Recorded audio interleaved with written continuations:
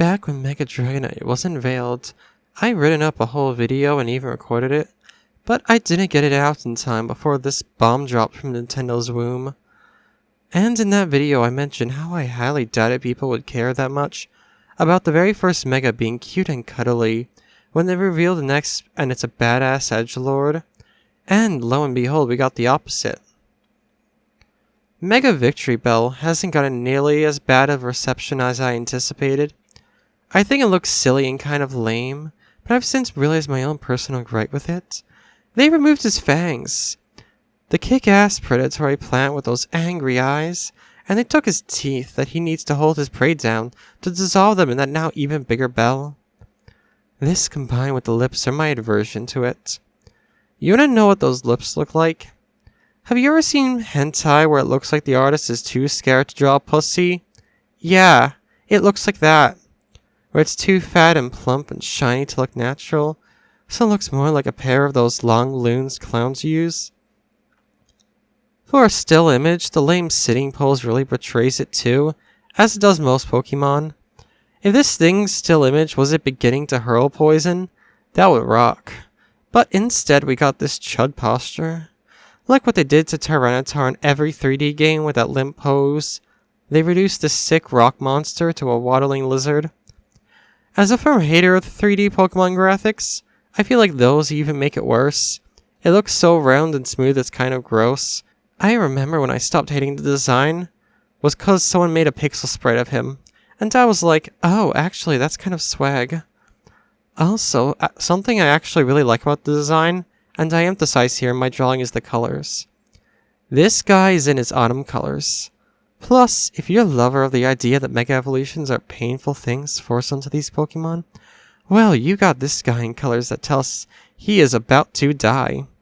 Or at the very least, shrivel up for the winter. We don't actually have many carnivorous plants up here where the leaves change color, but I like it. And especially right now with Mega victreebel's announcement, being on the threshold of fall, and just earlier today seeing the first tree this year starting to go orange, it makes me more eager for it. Also, it's become harder to hate him after seeing so many people having fun calling this guy their dumb chud son. Like, we all know that this guy's a little wonkled and funky, but it's in at least a way that's easy to find humor in, rather than displeasure. And I have to assume he was designed with that intention, cause, well, for one, this is the biggest franchise in the world. Of course the marketing research team is gonna know damn sure what they're releasing. This is why I firmly believe that the jokes about Wiglet were all intentional. But also, designs that are goofy on accident have a tendency to be adverse to look at. Like, you can kind of tell that someone funkled it. I hope he becomes more known as a butternut squash turned Timbo than a vor machine, cause oh gods, I've seen too much of that already. As of now, Mega Hawlucha is out, probably the best looking in 3D, and definitely the first cool design. And it is setting a design trend of less clunky Mega Pokemon. I'll likely talk about this more some other time, but a lot of the original Megas had very clunky designs that made them look less imposing, and kind of just a mess to look at. Mega Aggron being probably the hardest hit by this.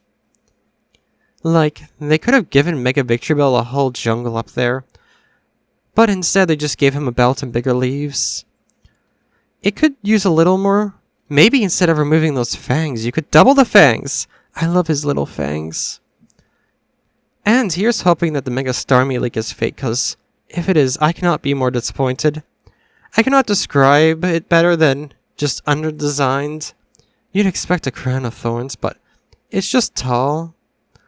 I think I'm going to cry if it's real, because Starmie is one of the coolest Gen 1 Pokemon, but it's barely gotten anything since. This was one of the most prominent Pokemon at one point. In fact, when it got an ability, they even decided to give it Illuminate as one of the two, doing nothing but attracting pests if you didn't get Natural Cure. Then, when it got another chance in Unova, it got the hidden ability Analyze. A good ability boosting damage if you hit last. However, Starmie is fast, even by modern standards. You aren't hitting last. Please give me a cool alien crown of thorns.